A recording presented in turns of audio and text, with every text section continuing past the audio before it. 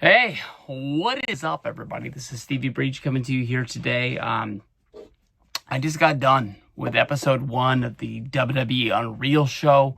I apologize if these have actual names to the episodes. I did not catch the first one. I was so anxious to put this show on. Is kind of what I've been thinking about all day since I really got excited about it. 2 weeks ago, during Monday Night Raw, they showed a commercial for the show during Netflix. I kind of took it as the way WWE pictured that the show they wanted it to be. And it was a very, very scripted version of backstage when they sent out the speed guy at the Royal Rumble. And I made a quick video during my Raw review, basically saying, like, I think this show's going to stink. This show is going to be awesome.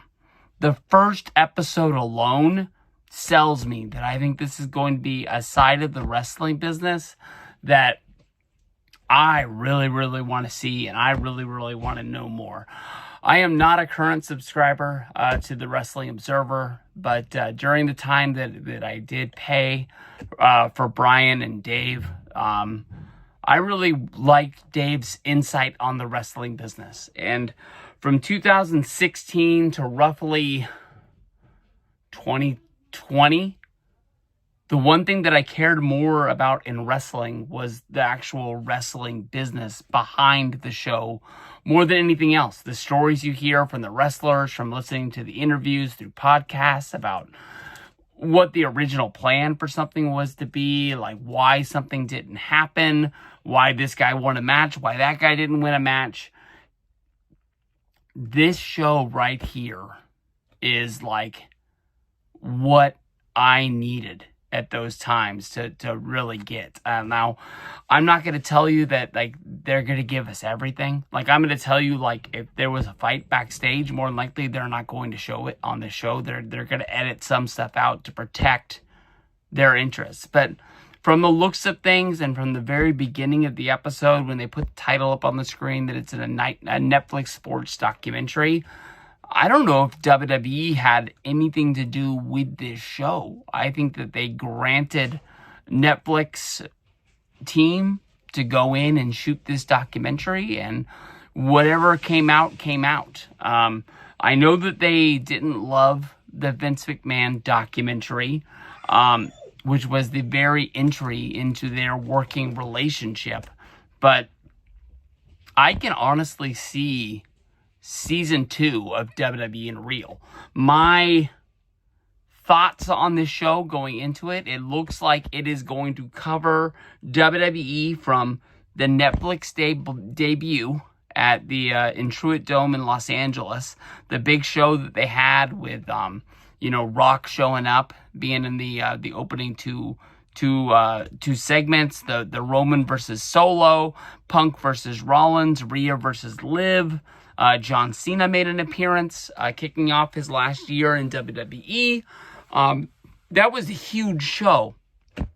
Netflix getting Monday Night Raw from USA, being able to be live here on the West Coast, being able to watch commercial free as long as you don't watch it live. We've talked about this in the other Raw reviews, that doesn't make sense. But basically, like, once it starts, you're able to start from the beginning, and when the ads are supposed to be, they just go away. Like, they're gone. Ads are only if you're live. So some people don't mind watching Raw, an hour after it starts and trying to catch up. And sometimes you can make it by the time it's all said and done. But if you have not seen this documentary, don't watch my review. Go watch this show. I'm telling you, this is going to be good. I think that they're going to hook you to where you basically want to watch the own thing. I don't have a ton of notes, so I don't think this is going to be as thorough as my Vince McMahon documentary review. But the show opened with Cody Rhodes at home, getting ready for Christmas, decorating the house. His daughter and Brandy came home from being at school, but she came home and greeted Cody that was there. And Cody was saying that, basically, do you want to decorate the house for Christmas? And right away, this becomes a wrestling documentary, because Cody Rhodes pulls out a Shawn Michaels gingerbread decoration for the Christmas tree. I thought I was the only mark in town that had wrestling decorations on the Christmas tree. And because it's not only my tree, we don't put them all up. But I've got title belts, I've got Hulk Hogan, I've got various other wrestlers that I've got from WWE Shop. The big, huge glass Nexus ornament is not hung anymore, but it is in the collection still. But we see him decorating at home, and he is talking about his daughter, and his daughter, it sounds like, hasn't seen what wrestling is, but he tells his daughter that he is a wrestler. But when he's getting ready to go out on the road, his daughter has a thought that dancing is involved, and wonders if he's going to go out dancing. I don't know if maybe she's heard the terminology of, them, dancing in the ring together or something like that when they're talking about, what goes on in the ring. But it's cool to see that the guy who is the face of the company is a mark, just like me, who loves this stuff. We see Triple H in the office booking the Raw return. I wrote the Raw return to Netflix. It's the debut of Netflix, but basically, them starting the new season of WWE, which he explained was, getting the Netflix debut leading to the Royal Rumble, which starts the road to WrestleMania. The Elimination Chamber is on the road to WrestleMania. And then, of course, we have WrestleMania itself. And they're kind of talking about, like, how you feature guys, and you can't just have every guy on every show. You have to make them special. So when you see them, you know that it is a special appearance. They're having a lot of trouble with the Raw debut, finding what Cody Rhodes is going to be doing. He is the WWE champion. At that time, I can remember he was in a feud with Kevin Owens, but that was a feud that was kind of mainly focusing on SmackDown, is how they built that one. But they wanted Cody to be there. He wanted to have, be the protector of John Cena. He was thinking that maybe a whole bunch of heels come out and then try to attack John Cena, and Cody's the one who fends him off, to sort of say Cena's a good guy and Cody's there with him. They're both good guys, which would foreshadow, I don't even think they know that's what they're going to, Cody versus Cena at WrestleMania. We see Rhea Ripley at home. She lives a normal life. They don't show Buddy Murphy at all, no pictures or anything like that, but they show her office where she has a lot of weird collection of, shrunken heads and masks and a little bit kind of dark stuff, where she kind of shows where her character comes from, but they show a picture of her growing up, where, she was kind of that blonde-haired Rhea, talking about how, she got on WWE's radar to try out when she was 17, but she was too young to be signed, and they welcomed her back the next year. And of course, she got signed, and it's been off to the races from there, and now she's one of the big-time faces of the company, which is going to be the bright future for WWE. We see John Cena, do a face-to-face interview where he's talking about he's coming back to WWE. Lots of talk about, his body breaking down, and he loves wrestling. At one point, he was paying to wrestle. He was paying to get trained. He would do this for free if he could. But his body is breaking down, and he's getting to the point where he doesn't think that he can do this forever. And he thinks that this year is the right time for him to be calling it quits. We see CM Punk. I know that CM Punk is a bright spot of the company. He's one of the biggest stars. For him to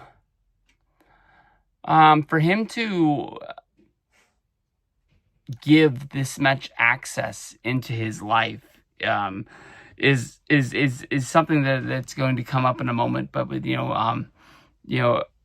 CM Punk was on My Mom's Basement with Robbie, I believe, last Wednesday. And then I think the interview came out on Monday. But one of the biggest clips was in 2018, 2019, Vince McMahon and Triple H came to CM Punk with an idea for him to come back to WWE, and basically a deal was worked out. But then CM Punk felt like they just ghosted him and just left everything on the back burner. It's crazy to think what WWE would have been through the Thunderdome era with a CM Punk running around. But Triple H felt like it was still the same guy in there. And Triple H does take a bulk of the blame. He at least takes 50%. Saying that at one point, both of them were performers. And although that like Triple H was office and a performer at the same time, like Punk didn't trust him and he didn't trust Punk.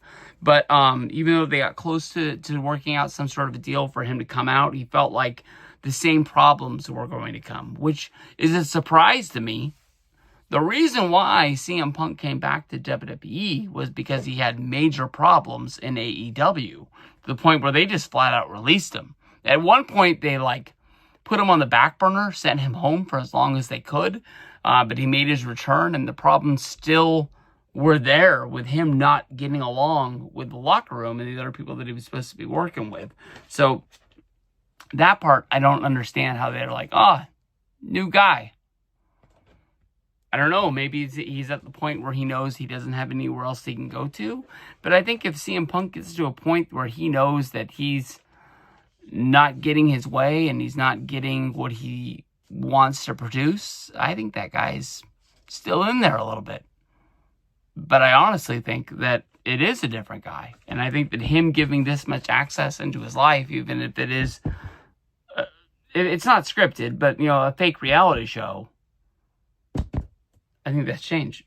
CM Punk, came back to the company at Survivor Series. He calls it one of the biggest wrestling returns of all time. They're pushing towards CM Punk versus Seth Rollins, a payoff for the match that we were supposed to be getting right off the gate when Punk came back. They brought Punk back at Survivor Series. Rollins, of course, did his big flip out. Drew McIntyre walked out. And that was the two of the big stories that came from there. Rollins was going bananas, like nobody told him what was going on. Why would you bring that guy back? Rollins had been very vocal in the past about, CM Punk being a cancer to the locker room and not wanting to really deal with that. But that is the place that we're getting to, is Punk versus Rollins. This is one of the biggest matches. Punk came back. They held him off until the Rumble.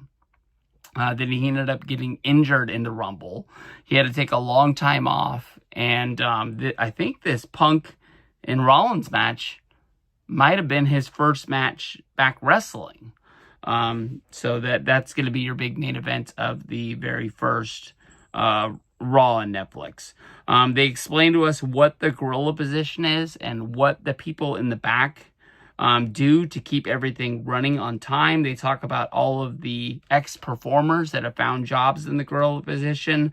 They all have an understanding of what goes on inside of the ring, so that it's not like foreign to them. Billy Kidman is in charge of timing, a former WCW Raven's Nest guy, as well as he had his time in the WWE. Bobby Roode, a past WWE as well as TNA story wrestler. Michael Hayes is a very senior person as a producer. Spent time a lot in WCW and other NWA.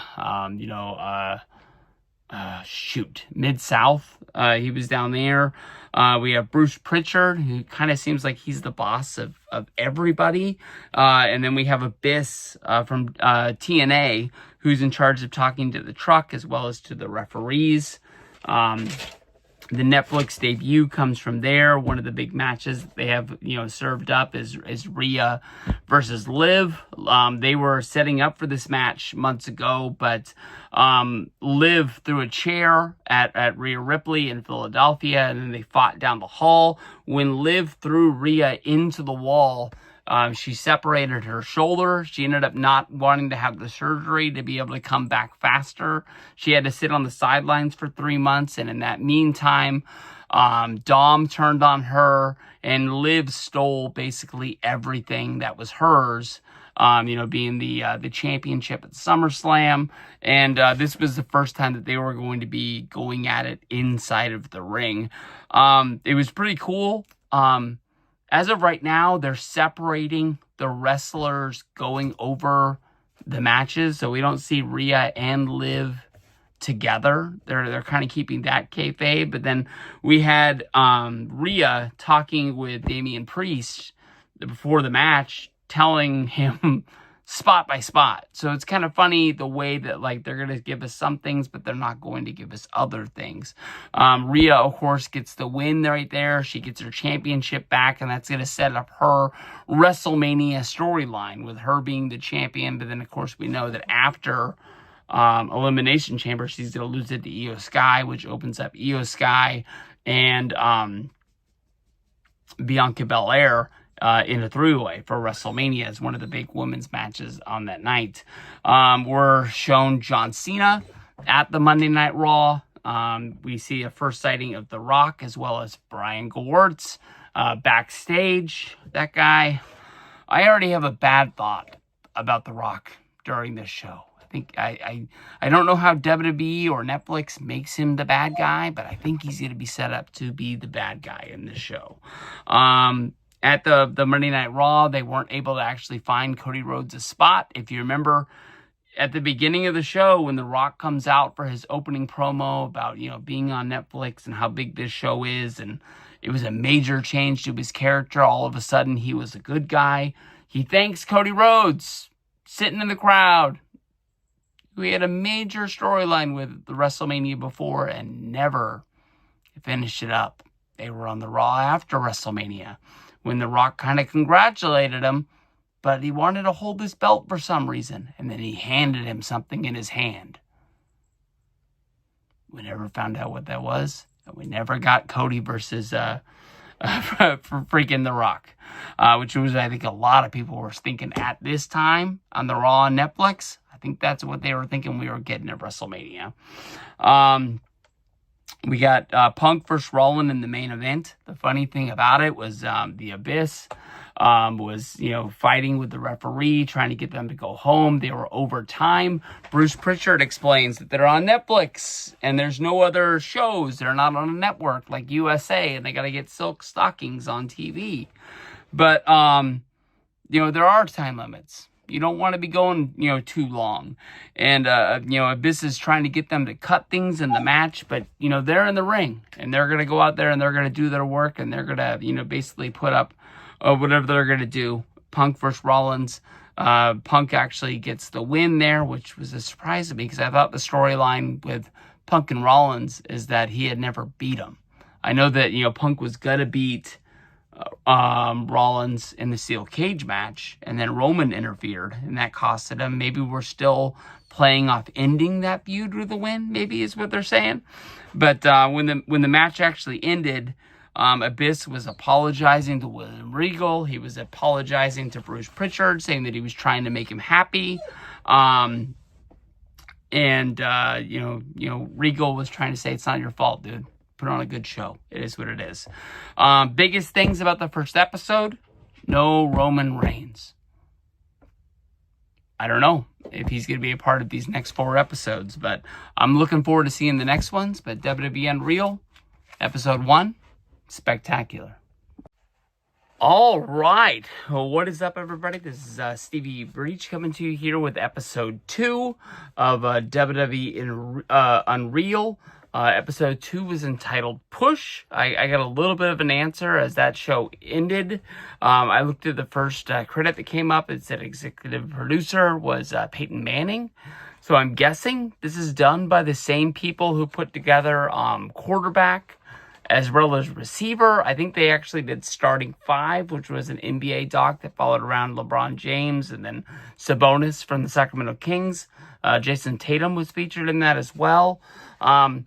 Pretty damn smart for Peyton Manning. I'm sure that he wasn't going to these shows, putting himself out there. I don't ever think I've ever seen Peyton Manning at a WWE show, but for his production company to be going out and be, covering WWE, he's hitching his horse to a winning wagon. But episode 2, I mean, honestly, just as good. It wasn't as packed and as shocking as episode 1. We sort of can see the path that we're going. This episode featured Saturday night's main event that made its return.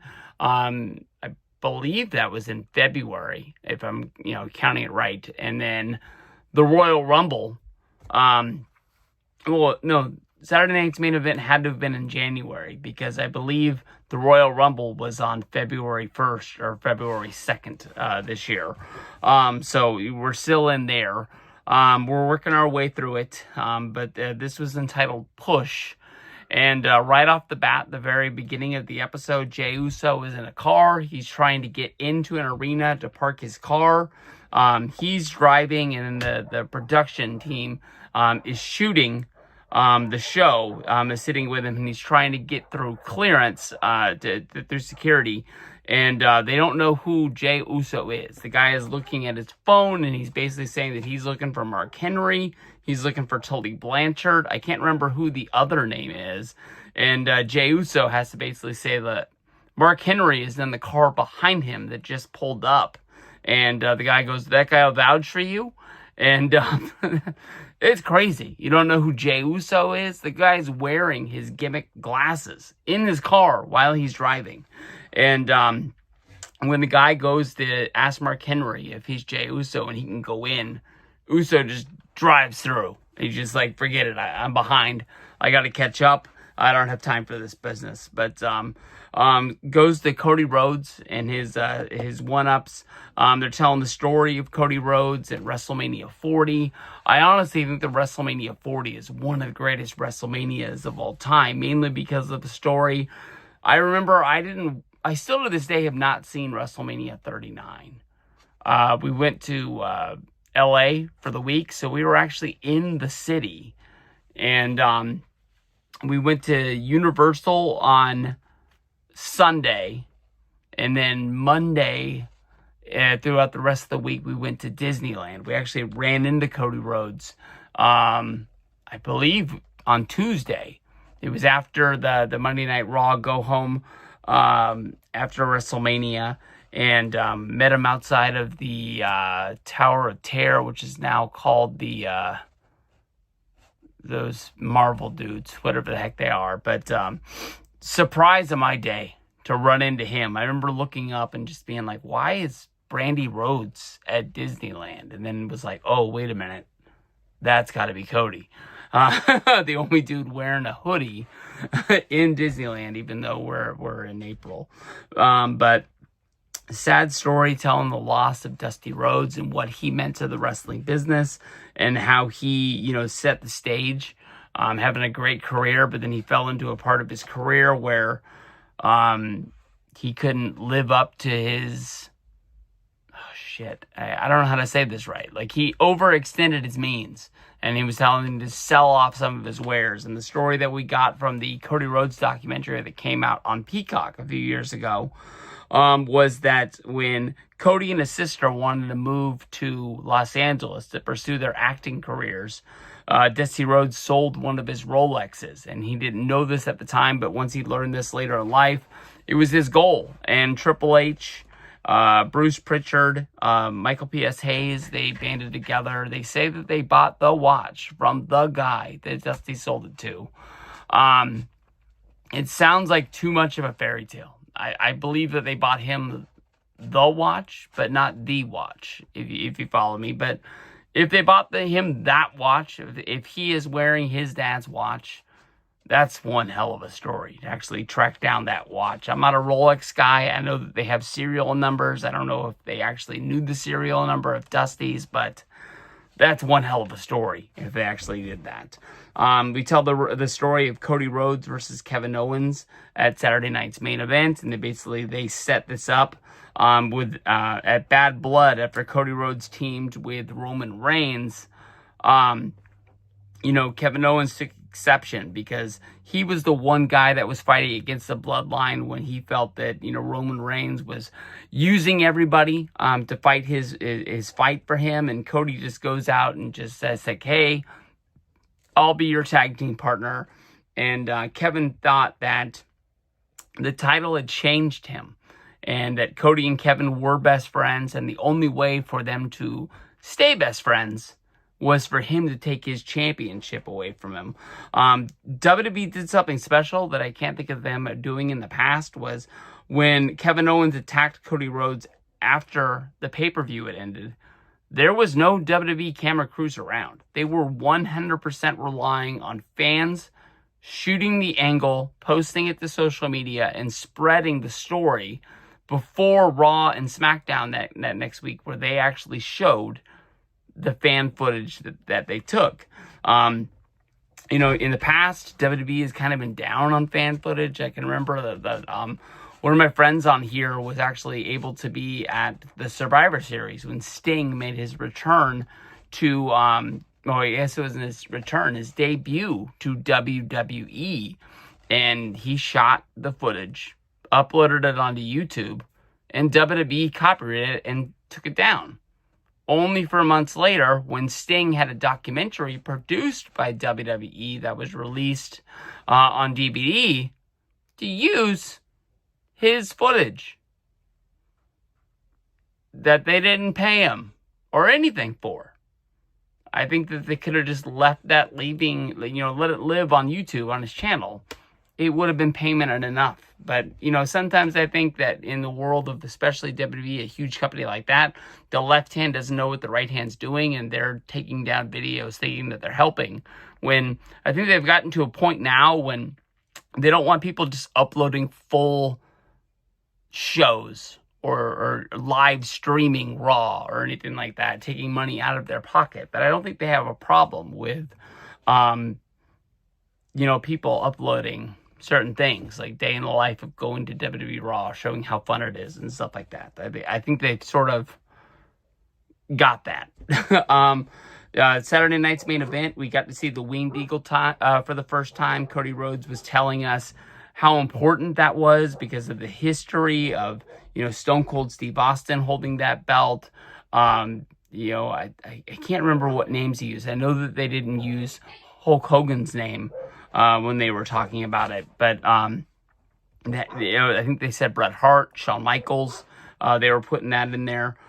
Kevin Owens, once the match was over and Cody had won, Owens attacked Cody yet once again, basically, leaving Cody laying in the middle of the ring because they were setting up the ladder match for the Royal Rumble. So Kevin Owens had to steal the Winged Eagle title and walk away saying that he was the real champion.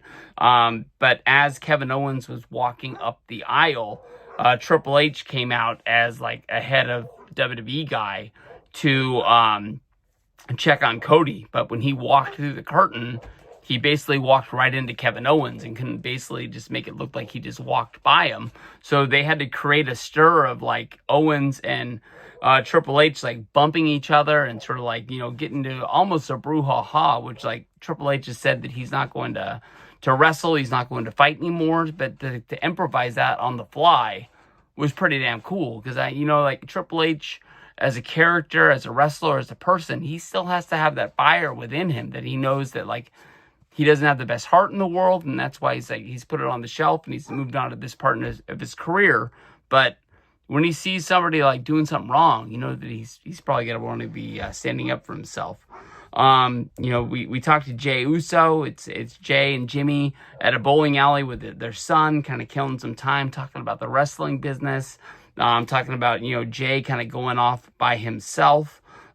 We see Jey making his entrance at the Netflix debut when he walked down to the ring with Travis Scott. Little did they know they were going to be turning Travis Scott a month later coming out with The Rock. I guess The Rock got into his ear and said, come hang out with me instead of hanging out with Jey Uso.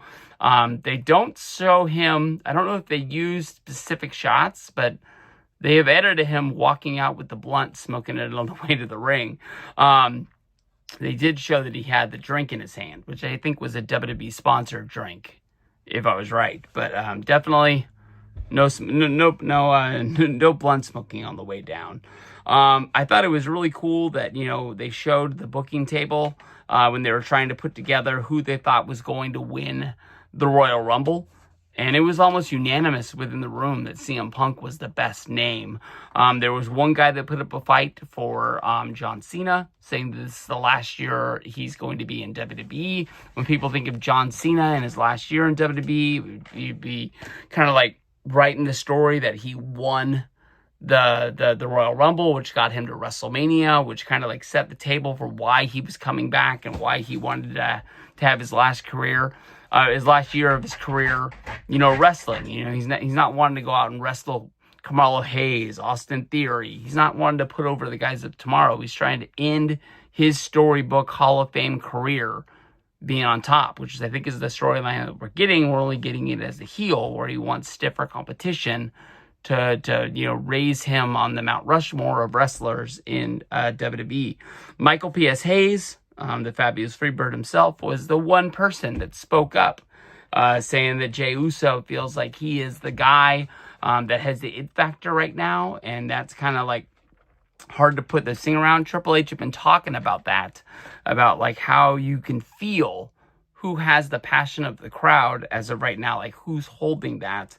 And that kind of struck a chord with him, because at Raw, Triple H pulled Jey Uso aside and said that he was ready to strap a rocket to his ass and push him to the moon.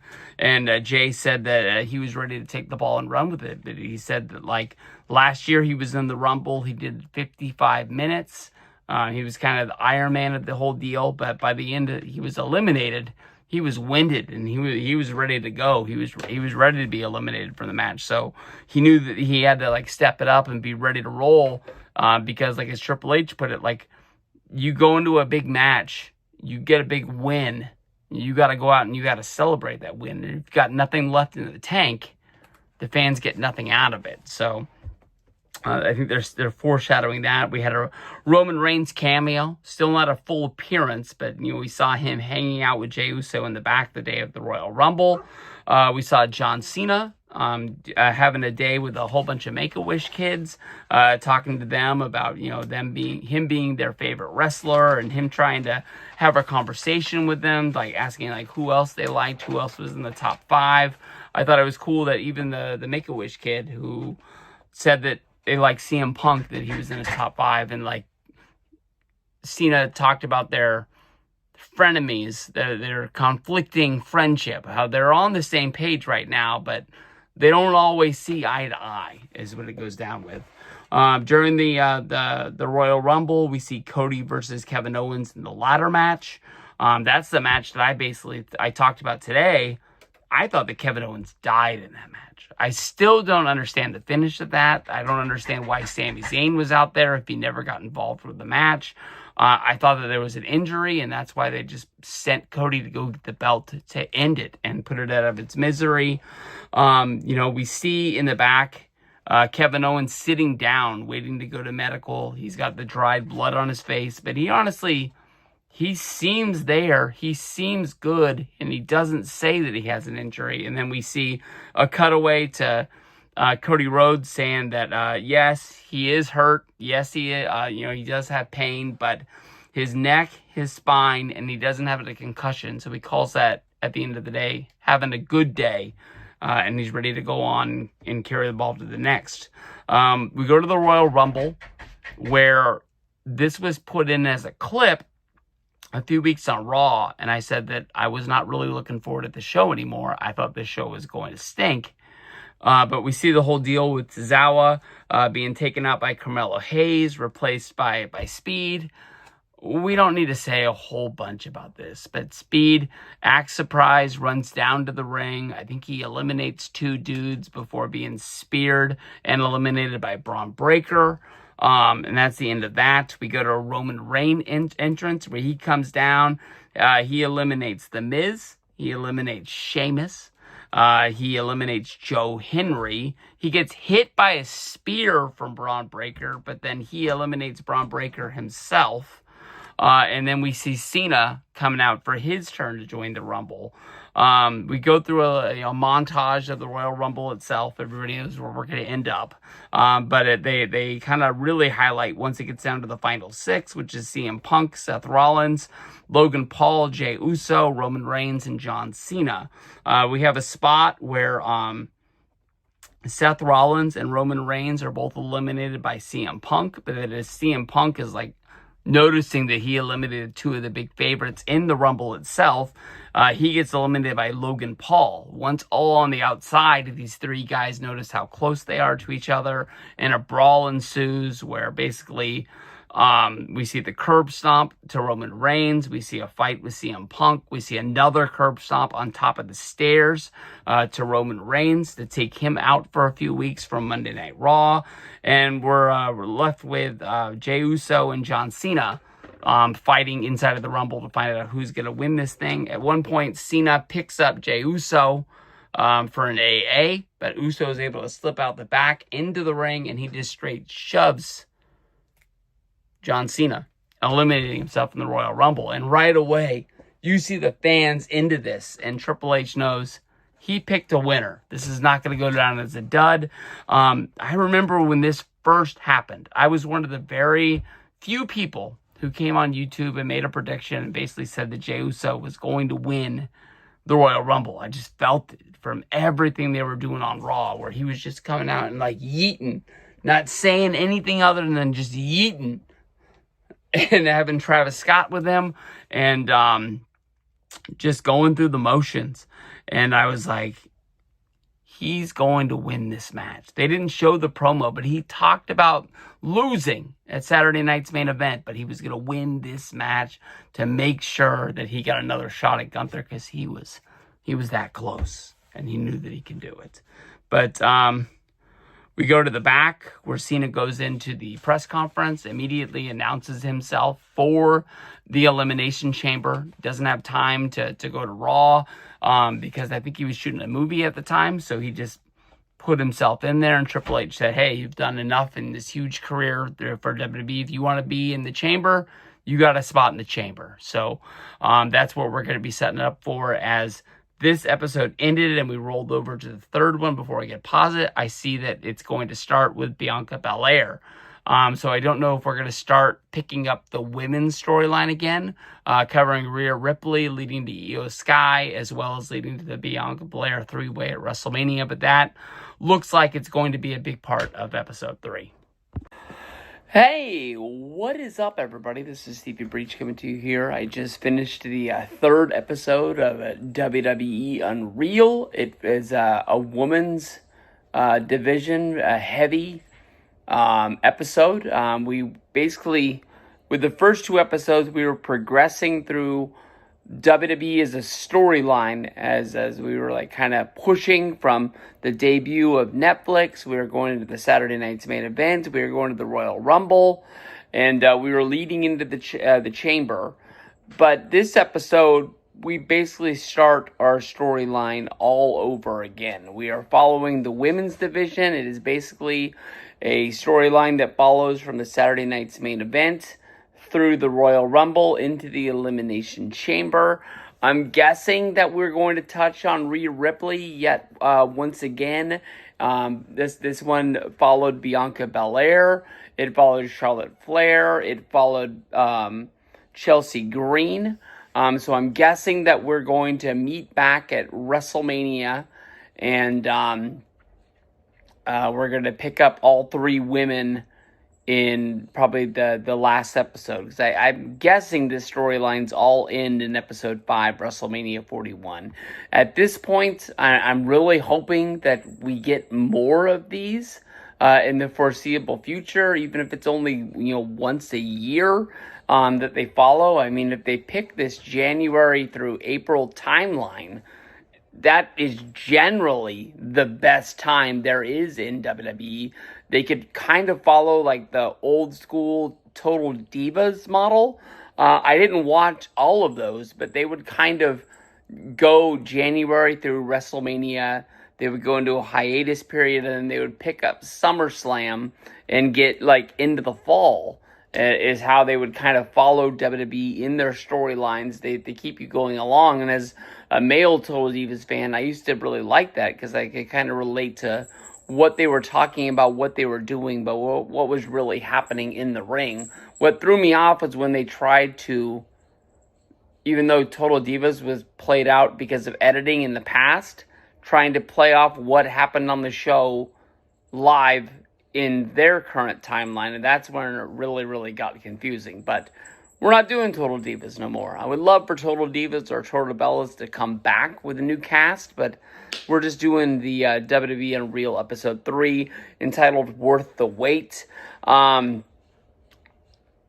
bring it up at the end, but I do think the main focus of this episode, more than anything else, was something that Triple H said near the end when he was talking to Hurricane Helms, talking about how the women were much smarter than the men. And it was almost like every woman that was featured in this episode was trained by WWE at the Performance Center, where they reached out. I mean, they found Bianca Belair as a track star. Chelsea Green kind of came to them on her own. You know, she definitely had a different pace to get there. Charlotte Flair was brought in through the Flair family, but it wasn't like she was wrestling the independents or anything like that out there.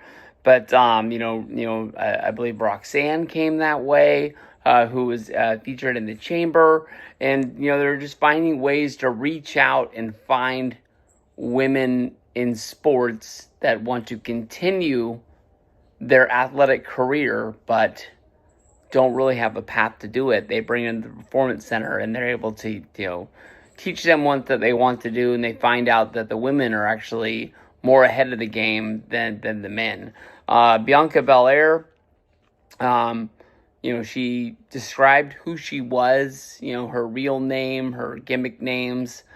I don't think she really came out and told like where she came from. I think it would have been a really awesome way to start off this episode, talking about her being a track star at the University of Tennessee, and basically her coming to the Performance Center and then teaching her wrestling. I don't know anything about Bianca Belair. She's not one of my favorite women in WWE. I don't know. Somehow I just really got turned off by her early on in her career. And it's not that I don't think that she's a really good wrestler. I kind of relate to like the way I think about Randy Orton. It's just kind of like, there she is. I think maybe it was that time period where she just won and won and won. And I don't know. She became Bianca Cena to me. And just on to the next. Let's get it going. But I think that she is an awesome athlete. She does a lot of things. I like the fact that she has this thing where she makes her own gear. You would think at this point in her career, she's made enough money. I mean, when they were following Chelsea around at her house in a few minutes, like Chelsea only wears her ring gear one time. And she was trying to put a number on how much money she had spent on her gear. But she really didn't tell us anything about her other than her names. And I was just kind of like, wow. I mean, this is one of the major women in this company. I would definitely say that she's probably in the top 3. With Liv Morgan, Rhea Ripley, and her. And nothing. We follow Chelsea Green, who got a big bulk part of this episode, and we see her at her house, the one that she shares with Matt Cardona, a lot like when we were at Rhea Ripley's house in the first episode. There was no reference to Matt working there. There was no reference to Matt being Zack Ryder, him being a professional wrestler, just her, and that's what it was all about. I think that honestly, when she was describing the wrestling business, she makes the most out of anything that she can get. if it's just her, losing a match on Raw or losing a match on SmackDown. She's the first one to raise her hand and say that she would love to do it. It doesn't matter if it's a loss or a win, it's her chance to be on TV. We see her do so much media for the company. She's one of the first ones that just, we need 30 seconds with you in the back reacting to something that you're not getting a match on SmackDown, and she's going to do it. And that she knows that she's going to do it the best, and that's what's going to lead to her getting a chance somewhere down near the road. I think they were talking about Elimination Chamber was being held in Canada, close to her hometown, so she had all of her bridesmaids, she had all of her friends, all of her family, all, get tickets for the show to come, and she had to brace it that she just did not get booked for the show. And, she's just kind of saying that, that's kind of the way it goes, and you're up and you're down. And I was really feeling for her because, she's going to get a big push in this episode, but I just kept thinking, this show's more than likely going to continue to follow her, and she wasn't booked at WrestleMania this year. So are we going to see her have another moment like this where it's another major show and she's not on it? But Stephanie McMahon was talking about the Divas. My apologies. Stephanie McMahon was talking about the women's division, and how emphasized it's been, and it keeps growing and growing and being a more important part of the show. They introduced more titles. I immediately wrote more titles with the huge question mark. I know that the title that they're going to start talking about is the Women's United States Championship that Chelsea's going to win at Saturday night's main event when she wrestles Selena Vega. I don't think that title has been defended since the SmackDown right before Night of Champions that was over in Saudi Arabia. I know they gave it to Julia, who had, a really quick time in NXT. She really got pushed through really quick. My buddy Matt, I'm tired. That's why this is going to be the last episode of the day. But my buddy Mike is a really big fan of her and swears that she is a really good wrestler that comes from Japan, and that she's probably going to do really, really well in WWE. But I haven't seen much from her, and they don't put that belt on TV. I think Selena Vega, when she won the United States Championship from Chelsea Green, I think she only defended it one time before she lost it. I just don't think these titles have a real big place in WWE. When it came to WrestleMania 41, that's going to be in the future. The Intercontinental title was featured at WrestleMania, but it wasn't even defended. It was the champion wrestling in a tag team match, trying to win the tag team titles. So I'm not really 100% with that, but Chelsea, it was awesome to see her get a really big moment. I loved basically seeing her mark out in the back about her getting her own side plates, because I know from listening to the Major Wrestling Figure podcast, she says that she is somebody that doesn't really get excited about her career. She likes what she does. She loves what she does, but I know she's not somebody that goes out and collects her own figures. She's not somebody that, collects her own cards. I know that, in this show, when they showed her micro brawlers, when they showed her wrestling figures, that's Matt's wrestling collection, not Chelsea's. And he says he buys all this stuff because he wants to collect it for her, but she does not give a shit about any of that stuff. And he's just hoping that somewhere down the road, she's going to, or their children, honestly, will care for him. But, they were showing them getting ready for this match. They're doing a real good time, keeping kayfabe 95% of the time. But Chelsea walks down to the ring, talks to Michael Cole, saying that she's there to find out if she's winning or losing. And then they have this whole deal of them kind of Hurricane Helms and her planning out the match. They want her to hit a big leg drop off the top rope. I'm sorry, I think it was off the second rope for a finish. She's not really 100% cool with doing it because I don't think she's done this move in her career. She does it one time. She says she peed a little bit as she hit the mat. She says she's cool with doing it, but she just doesn't really understand the fact of why she's not using her finish. I love that she's explaining what her finish is. She says she never wins. She never really gets to use it. That's why it's such a big deal for her to win this big match and win it with her finisher. And she describes what a finisher means to a wrestler. It's their one move that is a part of them, that is kind of related to them more than anything else. So she gets to go out. She wins the Intercontinental Women. No, I apologize. She won the United States Women's Championship, and we go on from there to looking at Charlotte Flair, who is doing probably one of her last knee checkups as she's coming back from her knee surgery. She's telling her story, really sad story. I even choked up a little bit. I thought the tear was coming, but it never ran down. They explain how Charlotte got into the wrestling business. It was something that she was doing. They said it was something that she was doing with her brother, Reed Flair. She explained that they were going through developmental together, but a year into developmental is when Reed died of a drug overdose.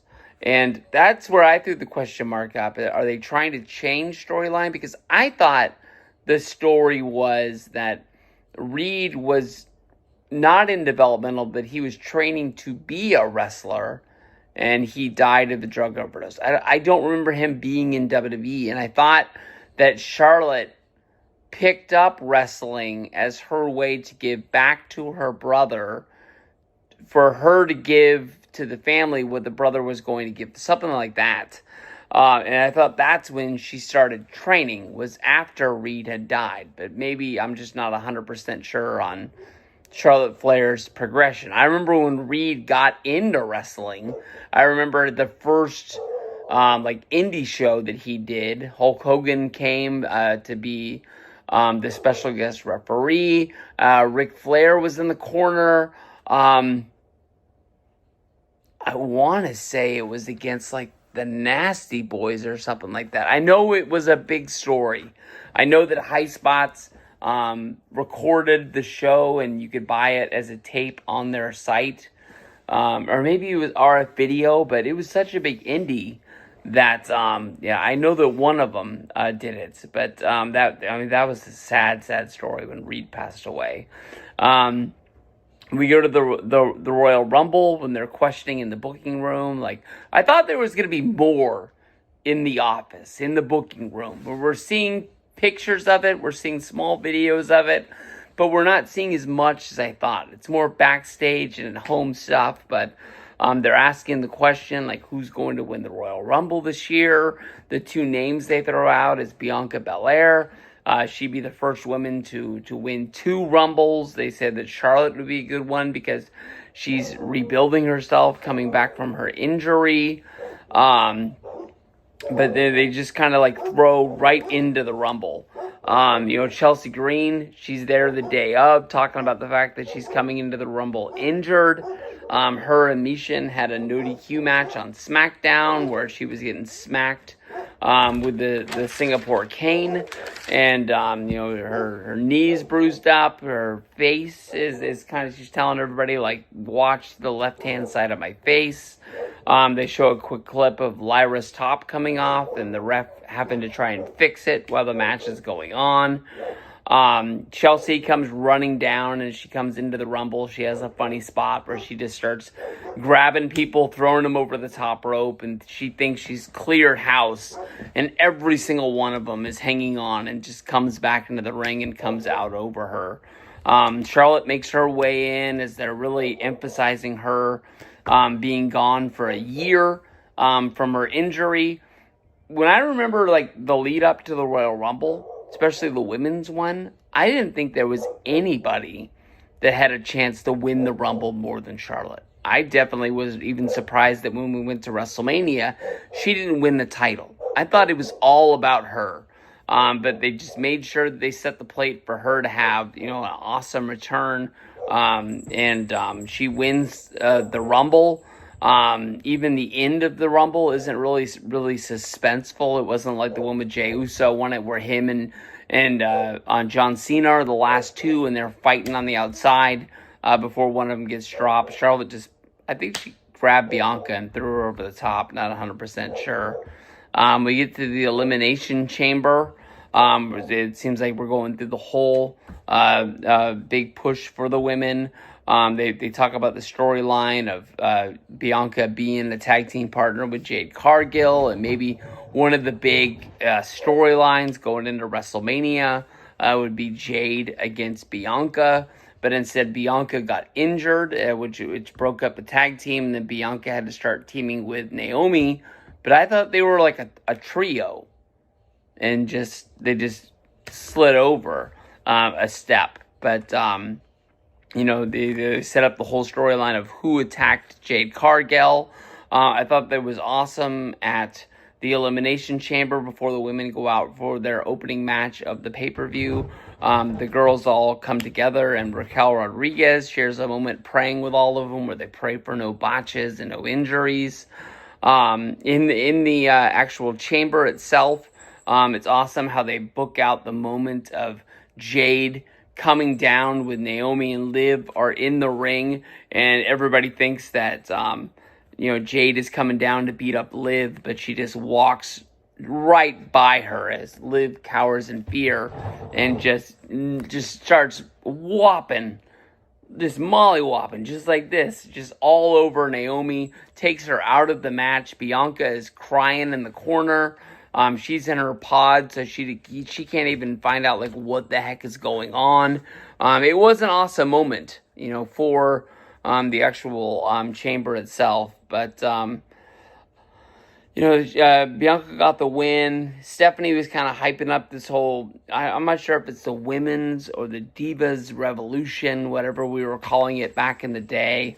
But women's heavy episode. I can say it lagged a little bit, but you got storylines for Charlotte. You got storylines for Bianca. I liked being able to follow Chelsea around. It just seemed like a whole bunch packed really fast into one episode, like they were trying to get it over. But I'm going to go to bed. I got to go to work tomorrow. When I get home, we got to figure out the truck situation, which is still a problem, and then I'll watch the final 2 episodes, and I'll make sure we get those bad boys up. But we'll see you guys down the road. Peace out, y'all.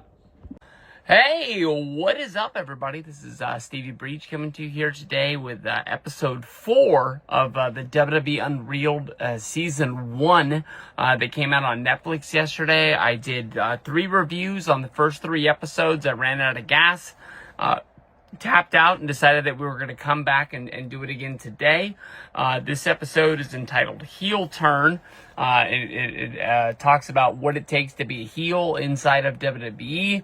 And then basically the main synopsis of this episode was the Elimination Chamber 2025 in Toronto, which was the last major event before WrestleMania 41, where The Rock makes an offer to Cody Rhodes, basically trying to buy his soul, making him a corporate champion.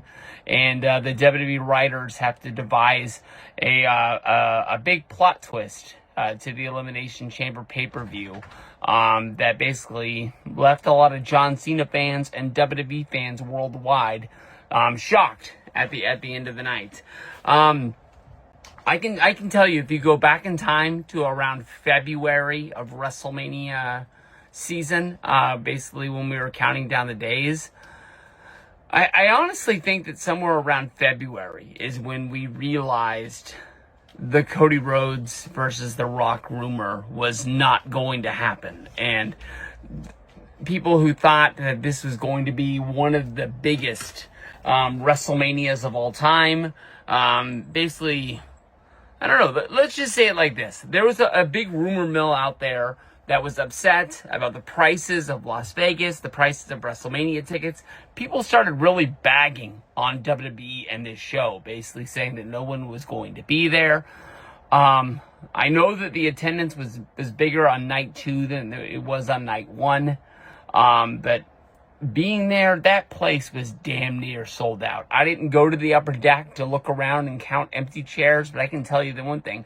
There was no empty seats on the floor. There was no empty seats in the hundreds where I was, and I didn't really see any tweets throughout the night of people showing like empty areas that were not filled that night. WrestleMania season ruled. I loved it. And this was a night that honestly I ate up hook, line, and sinker. I think that's why I really think this documentary series is really so good, because of the fact that it's mainly covering, you know, the Royal Rumble to WrestleMania. Maybe if it was in like the dog days of October, November, December, when we're just like, man, I can't wait till the Rumble's almost here, when basically like WWE kicks it into gear, and we get the good stuff. They knocked it out of the park. This episode right here is about as good as it gets. It had highs. It didn't really have lows, but there's a storyline that's going to come out of this episode that I made a video about yesterday that's going to get you fired up when you watch this show. So I think honestly this is a must watch for just about anybody out there. And I think that episode 1 and 2 got better and better, and then kind of like episode 3 with the women's division, following, you know, Chelsea, following Charlotte. It didn't dip, but it kind of like leveled off, and it kind of was like, I think one of the things that kind of drew me back was that like we went back on the timeline. We were moving forward with the men, we were moving forward in the men, and then in episode 3, I have to go back and reset and, you know, counter our way to the chamber there.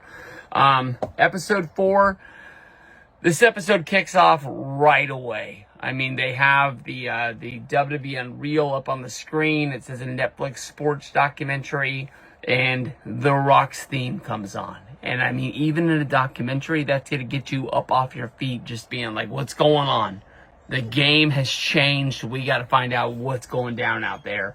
And we find out that this is going to be about The Rock, you know, coming to the Elimination Chamber.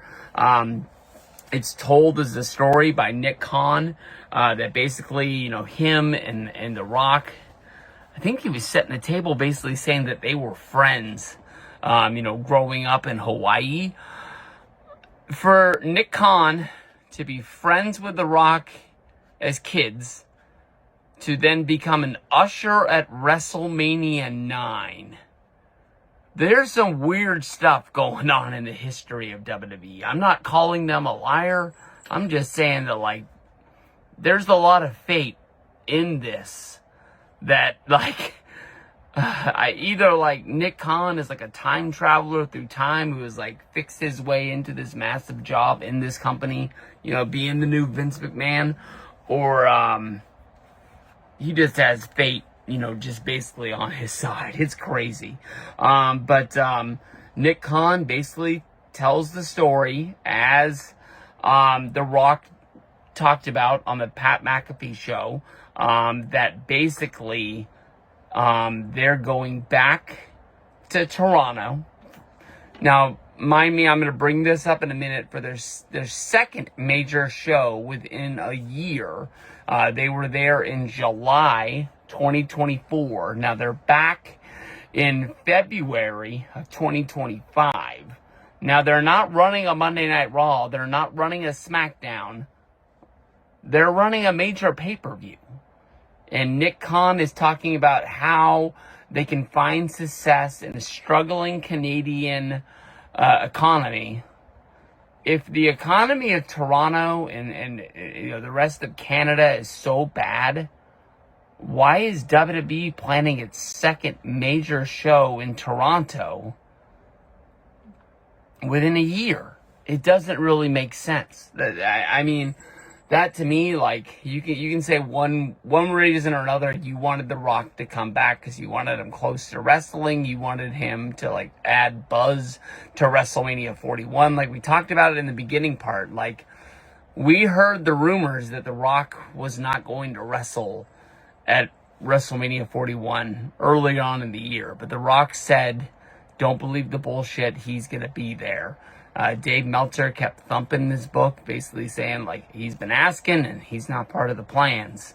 And as we got closer and closer, we found out that, like, that makes a lot of sense. And I think Dave's right. So I don't know if basically, like, any free time he was giving to WWE to try and push it to be as big as WrestleMania 40.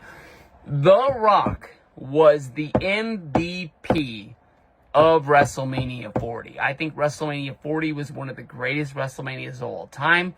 I had buyer's remorse that I did not go to that event because there was a time when I was really trying to put together a trip, and I think I kind of killed it, mainly because of the fact that I had to buy a 2-day ticket to WrestleMania, and I was confused on how to do that, which is very, very stupid. It's very, very easy. Just buy a combo ticket. But I did not understand the combo ticket enough to just be like, you know what, I'm out. I missed the pre-sale.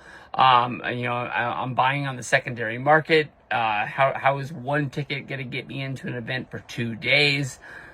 I know it doesn't make a ton of sense, but that's kind of the truth. But the feelers were out there that, like, The Rock's not going to be there. What are they going to do? Is this going to be a great WrestleMania? Is it going to be another WrestleMania like WrestleMania 26 or WrestleMania 27 that you go to, you're all pumped up and feeling for, and then you get on your phone and there's just a whole bunch of people talking about how bad the show was, how bad the product was, and you're kind of having to think, like, did I just waste a lot of money? Sorry about that. That edit is because my friend Mike called me. He just ran into the Barstool crew at the National Card event in Chicago, and I had to pop for him because he sent me a picture he needed me to see. But, that night at Elimination Chamber, they changed the game. They changed the face of wrestling. The decision to come together of John Cena saying that he was going to retire at Money in the Bank last year when they were in Toronto. Now he is returning, and he's coming back for his last Elimination Chamber on the road to WrestleMania. It is kind of his last-ditch effort to main event the show, find his way into a championship match. They have Michael P.S. Hayes describing what it's like to be a heel within the company, and he talks about how he made a lot of money throughout his career, being the guy that scored a few victories along the way, but he was mainly a guy that, like, looked up at the lights and he got his ass kicked because he was a bad guy, and they wanted to send the fans home happy, so he had to be the guy to take the loss. And then throughout they're talking to Xavier Woods, which I thought was a weird choice to bring into the table.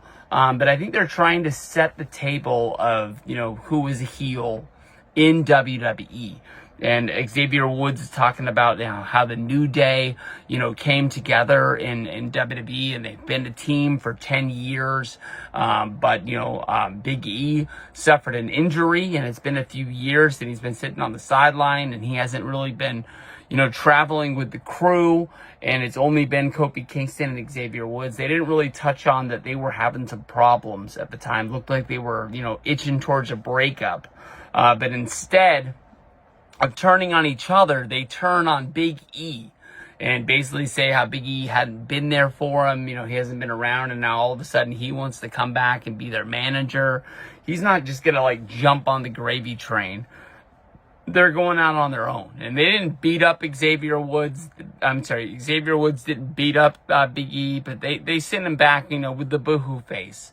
And every fan that was with the New Day sort of knew that it was like a new chapter but they were going to be bad guys. I remember that they were bad guys at the very beginning because the fans didn't want to be force-fed this group.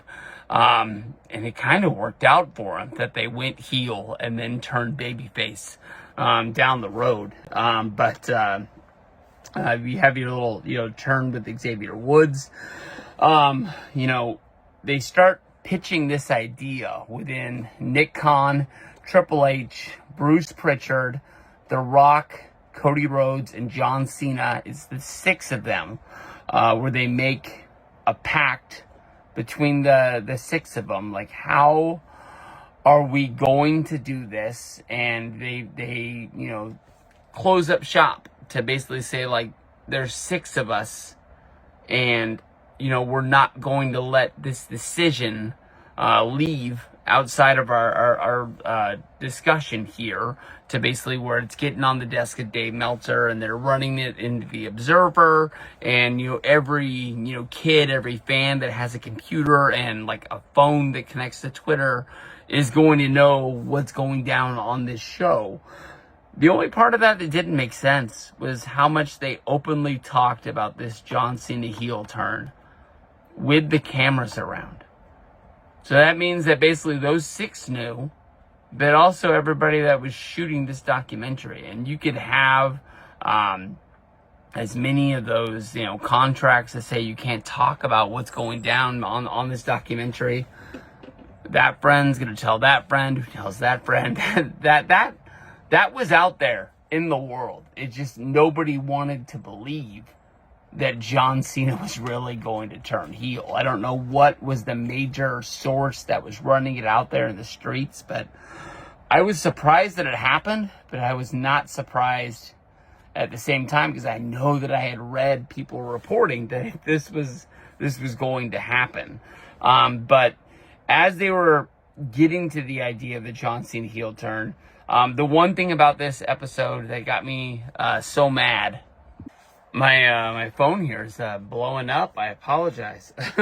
But here's the main theme of the episode, that basically The Rock tried to flip the script and change every direction that WWE was going. I understand that everybody has an idea. There are no bad ideas. We heard the idea in the last episode of Chelsea Green winning the Royal Rumble, coming out number 30, after there was only 2 people left in the Rumble, the people that were, I guess, number 28 and 29. There was a double elimination on her walk to the ring, and she basically just gets to walk into the ring, and she wins the Rumble because she's the last competitor left in there. It's definitely like they've never done that before, because like we've seen just about every finish that there is out there. But you basically, when The Rock is around, Brian Gewirtz, who used to be the head writer of WWE until the time that The Rock basically left WWE. Now he works with The Rock on various projects. He just wrote a book within the last 2 years, I'd say, about him being, like, I think he's titled like the 7th most powerful man in WWE at the time.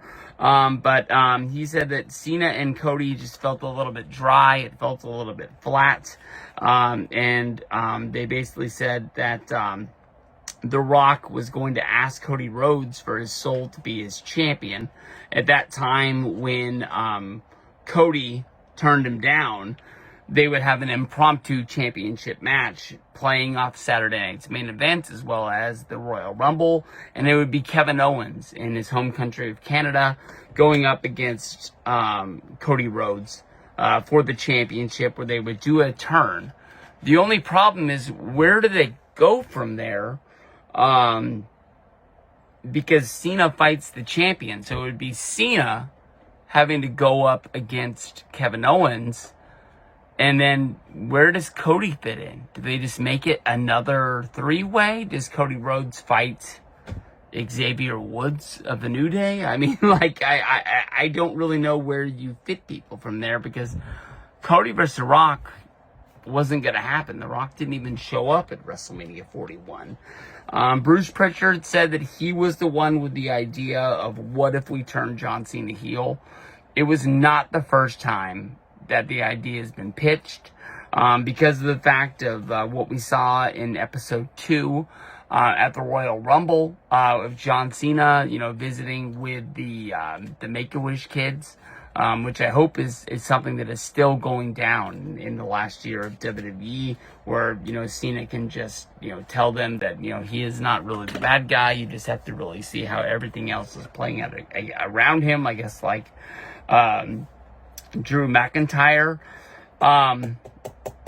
But the one thing I noticed more than anything else is we do see The Rock talk to Triple H at Elimination Chamber when he gets there, and Triple H is kind of going over, what are your thoughts here? Is this something that you and Cena have put together over time? Is Cena making a split decision of basically seeing, like, Cody turn this down, but I want this, so he just, like, scoops it up? Or is this a business decision that you guys have made?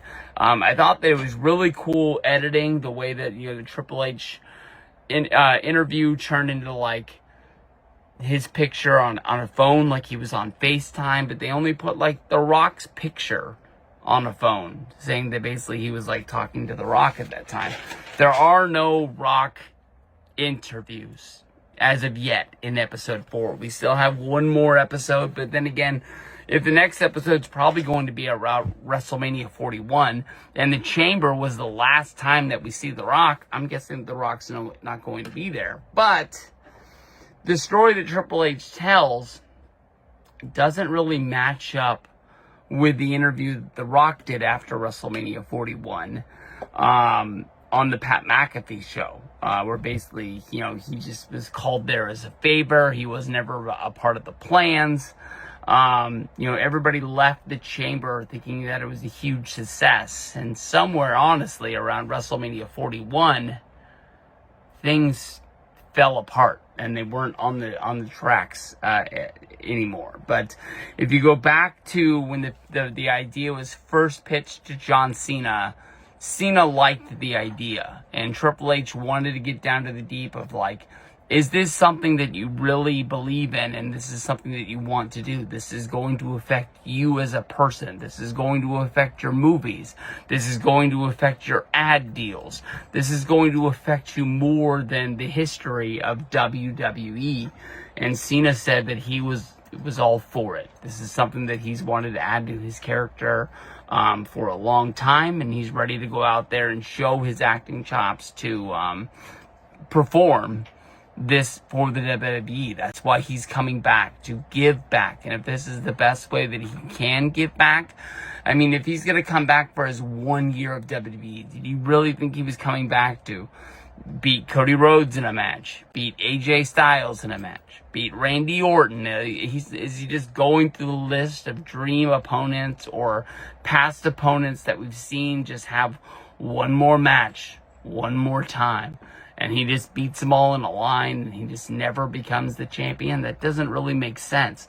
Putting John Cena in a role where he can main event every show and every pay-per-view that he's on is the best way to use John Cena.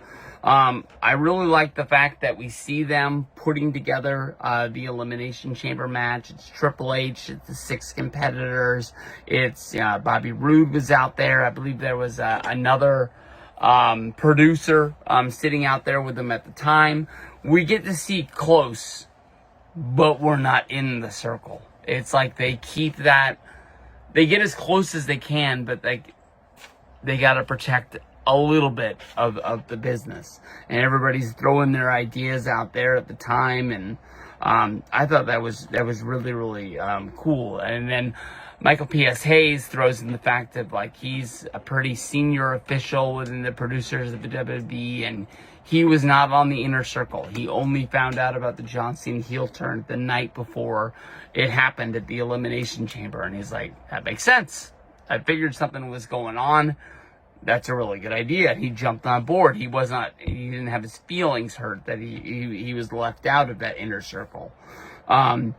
At the event itself, as they're sort of putting the arena together, we see The Rock enter the scene, him and Triple H putting their ideas together about, what's going to go on. And then we actually go to the Elimination Chamber match itself.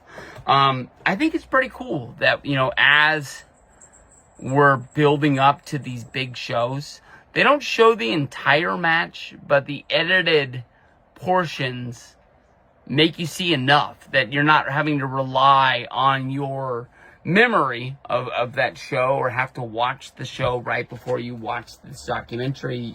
That you know what's going on. You're not going to forget a little detail, and every little detail that they have, they're going to make sure that if it's part of the story that they're telling. At the Elimination Chamber, we see Punk eliminate Logan Paul, which leaves Cena, Punk, and Rollins. We see an AA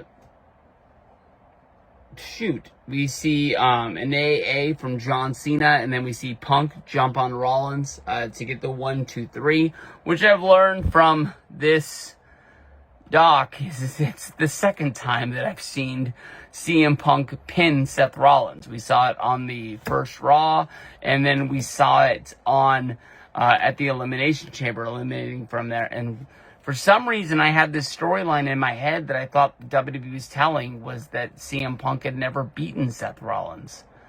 I don't know where I got that from.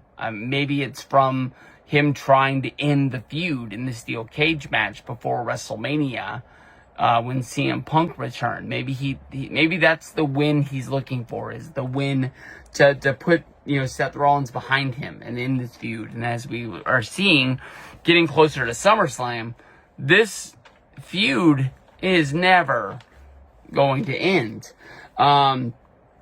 Basically, though, as Punk and Cena wrestle, Seth Rollins is trying to leave the chamber, and he sees a moment where CM Punk falls over the middle rope, and Seth Rollins hits a curb stomp. The man's been eliminated, but he's still there. What are you going to do? Disqualify him again? And at that point, CM Punk gets pulled back into the ring by John Cena, who hits him with the STFU. Punk doesn't tap out. Basically, Punk just passes out. And in the match, as John Cena is announced the winner, Cody Rhodes, who is the champion, who is going to be fighting against the winner of this chamber, comes down to the ring to congratulate John Cena, setting up what the WrestleMania 41 match was going to be. But we all knew The Rock was going to be there. We all knew that Rock and Cody were going to have some sort of a segment. As soon as they cut the Cody Rhodes theme, the Rock theme hits. And The Rock makes his way down to the ring with Travis Scott, who has turned heel since the Raw on Netflix debut, where he was just walking out with Jey Uso, getting his yeet on. Cody looks into The Rock and basically says that he wants everything that The Rock is offering. But he tells The Rock to go fuck himself when it comes to, giving up his soul to be the corporate champion. He's going to fight as the champion for as long as he can. And if he loses the belt, he's just going to go out and he's going to make sure that he wins it again. At that point, John Cena seems like he's so fired up that he pulls Cody Rhodes in. He gives him a big hug. John Cena and The Rock are looking face to face behind Cody's back. And that's when we see him give the kill sign. That's when John Cena's face turns into a robot. And Cena kicks him right in the nuts. And at that point, Cena is punching Cody in the face with the Rolex. I'm not really sure where the Rolex came from. I don't know if they're telling the story, if it is The Rock's Rolex that Cody gave him at WrestleMania 40, celebrating their main event match with Rollins and Roman, that he got him. But the Rolex came from somewhere that left Cody all beat up. And basically from there, we're left with The Secret, which I wrote down, which I honestly, I don't remember what The Secret is. Maybe The Secret was nobody letting the rumor out and ruining it for us wrestling fans. They left us with the montage of wrestling YouTube kind of like reactions, and people of all ages were turned upside down by this, but mostly, more than anything else, was the kids that were crying. And the one kid stole the show. He just basically says, The Rock and John Cena, I fucking hate them.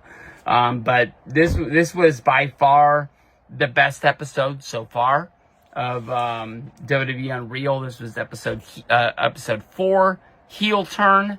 I'm gonna, get this mashed together because it's in 3 parts as of right now because of the phone calls. I apologize, but I got to get to episode 5, finish this bad boy off, and call it a day. Peace out, everybody. Thank you. Hey, what is up, everybody? This is Stevie Breach coming to you here with the last and final episode of the WWE Unreal. This was episode 5, entitled WrestleMania, which was the finale to a lot of storylines that they ran throughout WWE through the first 4 episodes. It was leading up to big matches following the Superstars, mostly Jey Uso winning his first championship at WrestleMania 41, no longer being known as a tag team wrestler, but breaking off and being a singles guy against Gunther. Tiffany versus Charlotte for the WWE Championship. CM Punk versus Seth Rollins versus Roman Reigns. We had Rhea Ripley going up in a 3-way with Bianca and Io Sky. And then John Cena versus Cody Rhodes for the WWE, I almost said European, the undisputed WWE Championship. All of these matches make up WrestleMania, which they build up each and every year. All of these had different storylines. Like I said, Jay, getting his first main event push as a singles guy after winning the Royal Rumble and then winning the World Heavyweight Championship, breaking away from being a tag team wrestler from the Usos, which were like 10 years ago were looked at as guys that could have good matches but didn't really get good storylines. So their matches were kind of like on a pay-per-view. With Tiffany versus Charlotte involves, Charlotte doing the job and putting somebody over and making somebody look good. And even though it's on the grandest stage of WrestleMania, making yourself look good even when you don't win, and, creating the star of tomorrow like somebody did for her, when she was first getting established, right? Which I guess would be like Nikki Bella, because when she first was establishing herself, most often it was against like Sasha Banks and Becky Lynch. But remembering who got you there. CM Punk's story was him getting to his first main event, and you wouldn't really know, like, by thinking of CM Punk, how emotional he would get before going out. CM Punk looked like a wreck in the backstage, and like Triple H had to grab him and basically like bring him back to earth and say, like, you're CM Punk, you need to go out there and you need to fucking be CM Punk and show them, who you are, and that's why you're here. Rhea Ripley, I don't really know what the story of the Rhea Ripley match was, but it was 2 storyline people that they were following throughout the whole documentary. Io Sky just kind of like popped up out of the middle of nowhere. They didn't follow her, they didn't talk to her. Just all of a sudden, they're just like, hey, we had a decision that Rhea Ripley was going to lose the championship on the road to WrestleMania, which was going to set up a 3-way, and that's where they get from there. And then of course, Cena versus Cody, and there's a whole bunch of storylines there. Cody Rhodes was featured on the storyline, but it was almost like when they were talking about in episode 1, what are we going to do with Cody on the Raw debut on Netflix? Like, we got to make him look like a big deal. And they ended up just putting him in the crowd for The Rock to talk to and kill that storyline. And The Rock and Cody are in the back taking drinks of vodka and taking drinks of tequila before The Rock jumped in his truck and drove away from the arena that night. It happened.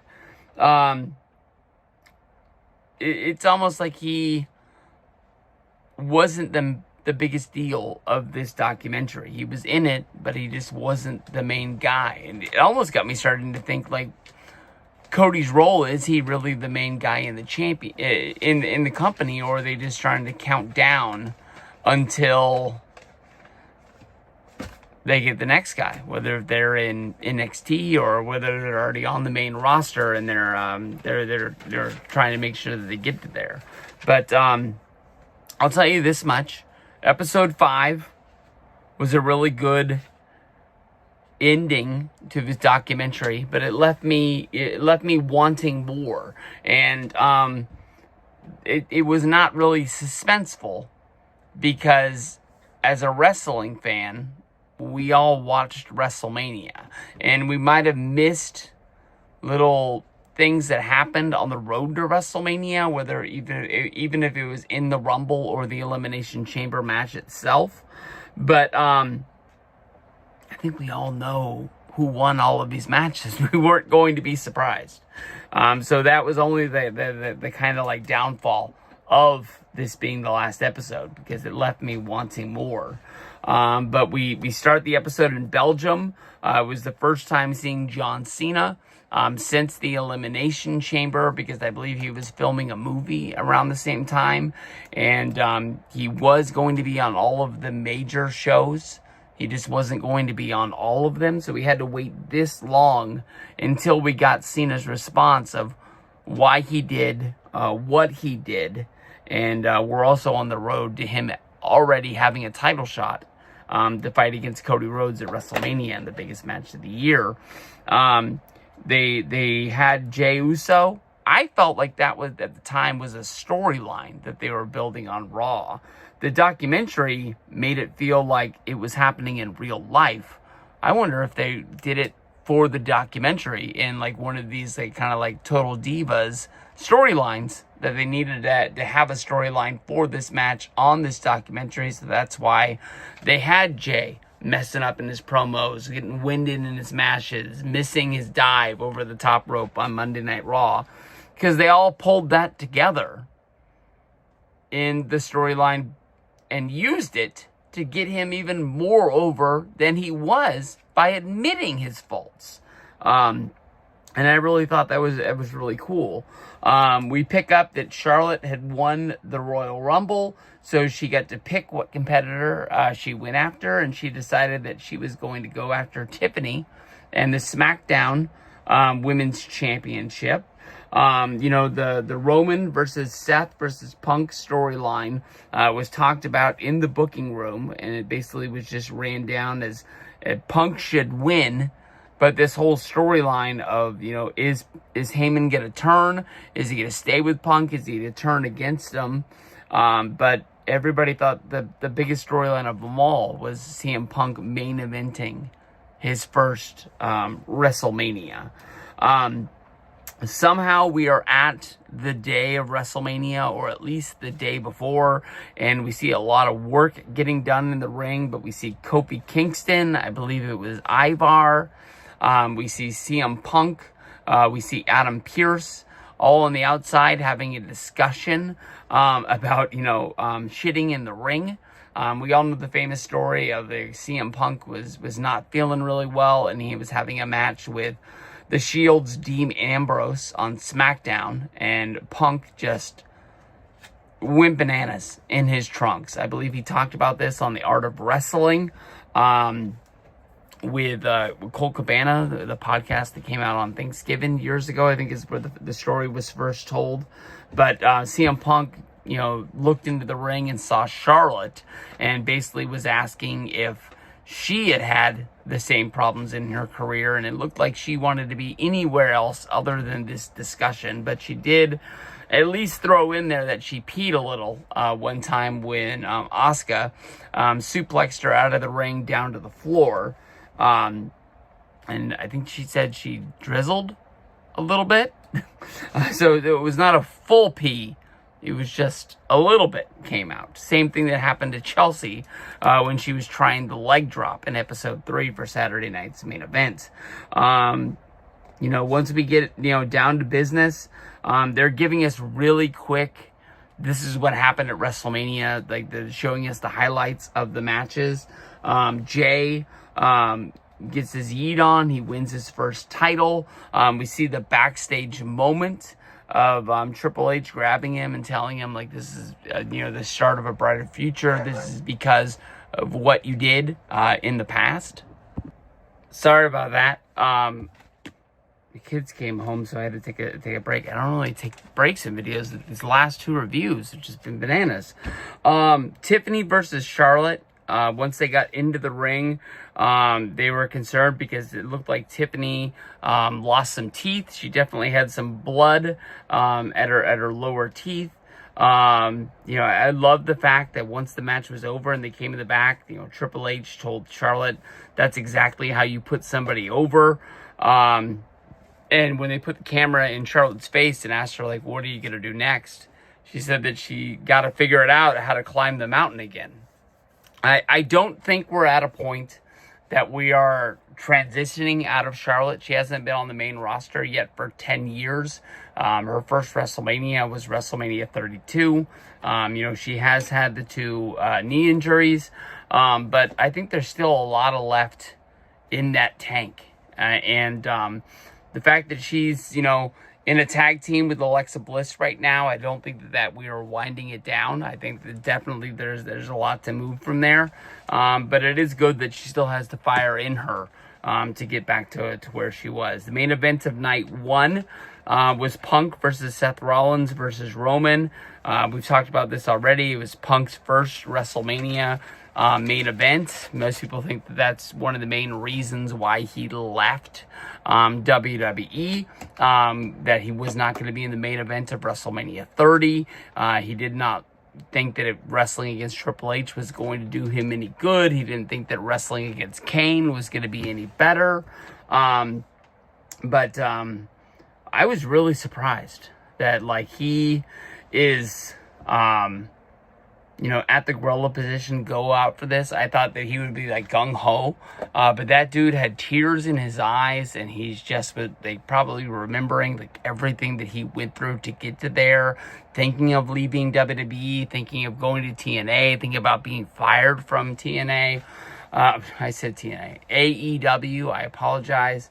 And then, of course, he, comes back to WWE to, get close, and he gets injured, and he has to fight back from that injury, and then get in this spot again. I'm not the biggest one who thinks that main eventing night 1 of WrestleMania is main eventing WrestleMania.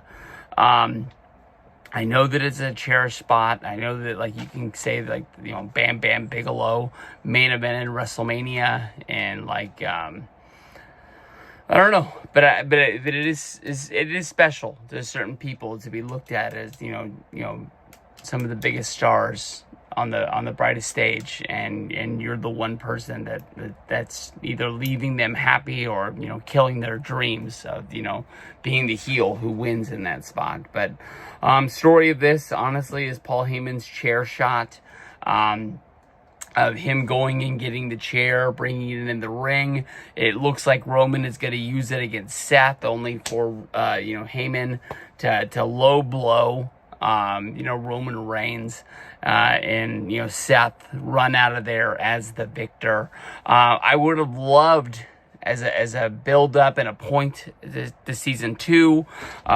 Them covering the night after WrestleMania, which would have been great because the ending of, Triple H riding in the car, and you can see the lights of Vegas behind him as he rides back to the Fontainebleau, having to talk about them doing it all again tomorrow. Because if you would have thought of like what the next episode could have been, I mean, they could have put Braun Breaker on the big stage and basically said like, hey, you're getting the push of a lifetime. You're getting stepped up. You might have lost the Intercontinental Championship, but that's small town bananas now for you. You're going to be in the world title picture. You're going to be messing around with Seth Rollins being the muscle. You're going to be the Kevin Nash to the Shawn Michaels. And we're going to start building you from there. It really felt like it was the end. And I know that I have been watching wrestling, and I've seen 2-night WrestleManias. This was the first one that I've been to. But I just kept thinking, like, what it must have meant. I believe the first night they went 2-night WrestleManias was WrestleMania 36. But that was all, like, pre-produced stuff. They didn't really do it live. So WrestleMania 37, I think they did 2 nights. And that was in Tampa. And what they would have felt the first night it ended. I don't remember what main evented 37 second night. I really don't remember. I was watching at that time, but I honestly just did not care. God honest truth. But if they felt like, damn, we knocked it out of the park, and then realized like, oh shoot, we have this show again tomorrow. And it's got to be bigger, and it's got to be better. Michael Hayes was talked about how the best quote of the whole deal, God really likes wrestling. Because he's saying that he's not smart enough to come up with the smartest ideas that is coming out of his head. I really felt like it was the end of the show. And then I realized that we got to come back for night 2. They give us Rhea Ripley. They just threw in this line like, hey, Rhea lost her title on the way to WrestleMania to Io Sky to set up it being a 3-way. Io wins that match. And we don't even really get anything on it. I mean, we have Rhea getting consoled by Triple H in the back to get out of her head and block everything out, trying to console her that, she is the best to do this. I think that she's one of the most heavily pushed women that have been in WWE. The only person that would rival it is China, because as of right now, I think we know that Rhea could kick, Dom's ass. I really thought they were building towards Rhea versus Dom for WrestleMania at one point. But, China was looked at as like she could fight the dudes. And I'm not talking about that Intercontinental title run. I'm talking about when she was the muscle for DX. She was looked at as somebody that, like, even the main eventers were like, hey, I don't want to mess with that. That's just the way it's going to be. Cena versus Cody for the undisputed WWE Championship. They knew they had him from the moment that match started. It was so fun to watch that. To see the 10 spot where Cody didn't have a referee, but he had Cena pinned, and at that spot, they brought out Travis Scott, and then Cody was able to get his retribution from the Elimination Chamber by hitting Travis Scott with the Crossroads, but of course, Cena was able to hit Cody with the belt when Cody wouldn't do it himself, and Cena walked out the championship. They basically went to Triple H sitting in the car. It was a lot like how, I honestly thought it was a lot like how the Vince McMahon documentary ended, with them leaving AT&T Stadium in the helicopter, and pulling away from WrestleMania, only he was in the back of probably an Escalade or something like that, and they were driving, and you can see the lights of Vegas, with the casinos as they pass, and, basically saying there's no off season. We basically got to go home and we got to write Monday Night Raw. And we do this all again tomorrow. It's a never-ending deal. And I don't know. I honestly hope we don't have to wait a whole year until we see WWE Unreal Season 2. But this was a damn good show. Damn good show. Knocked it out of the park, WWE. Hey, what is up, everybody?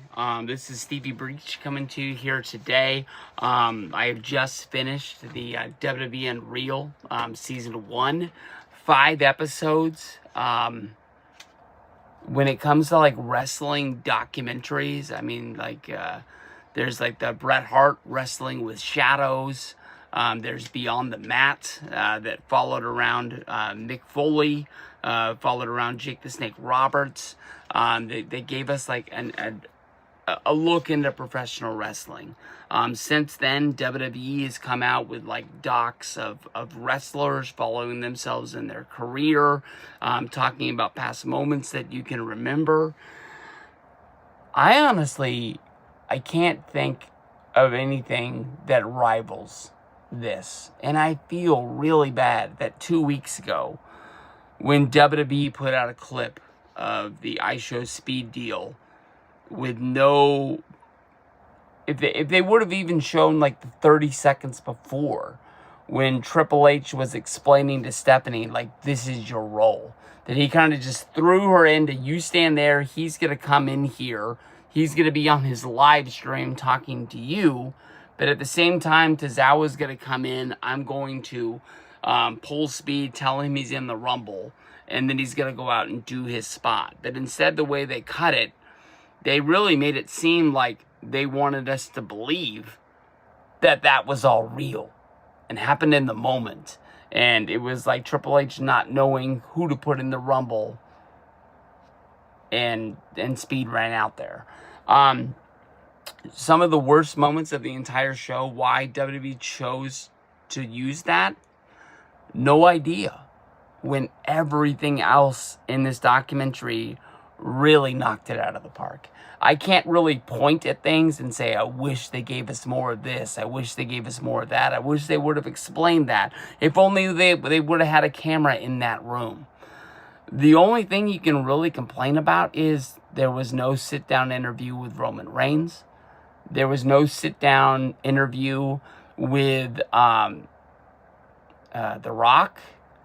And as crazy as bringing up those two as not being featured on the show, Io Sky was greatly missed in the last episode when they just drop on you out of the middle of nowhere. I know we've been following Bianca. I know we've been following Rhea.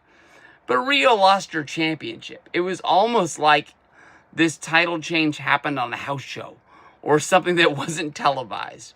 But as scripted as wrestling is, as they need to get people over, get you exposed to people so you can use them down the road, nothing. If you're not a wrestling fan who just chooses to watch this because it's probably going to be on the main screen of everybody's feed for the next few months, I know people who watched the McMahon documentary and talked to me about it that have never watched wrestling in their life, had no care about wrestling. It's going to happen that non-wrestling fans turn this on and maybe they get hooked. Maybe they don't become wrestling fans, but they get something to watch for 5 hours. This was really, really good. I could see them if they it'd be hard to kind of keep up with, but I mean, like, I could see them doing 2 of these a year, covering WrestleMania, covering SummerSlam. If they needed more time in there, maybe covering Survivor Series, SummerSlam to Survivor Series, something like that. But this was awesome. This was really, really cool. I honestly kind of felt like Cody Rhodes was almost a supporting character. I know there was film of him at home with Brandy, with Liberty, at the very beginning of them decorating the Christmas tree.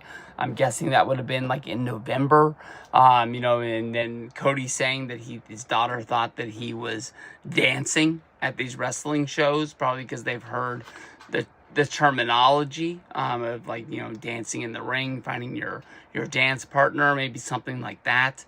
Doesn't really understand that there's fighting involved. I'm guessing that Liberty saw her first WrestleMania, her first wrestling match with Cody Rhodes when she was there at the end of WrestleMania 41. I know that, they were sitting in the crowd. It was part of the entrance.